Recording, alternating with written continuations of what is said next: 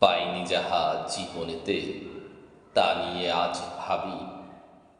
অনেক কিছুই পাওয়ার ছিল, করিনি তো দাবি। করলে দাবি পেতাম কিনা ছিল না তাও জানা। হয়তো পেলে ওসুল করে নিতাম 16 আনা। ভাগ্যে যদি থাকে তবে করতে হয় না দাবি। পাওয়ার হলে এমনি পেতাম, এটাও আবার ভাবি। কপালে যা আছে লেখা এটুকু পাবো জানি। যে যাই বলুক কপালটাকে আমি ভীষণ মানি।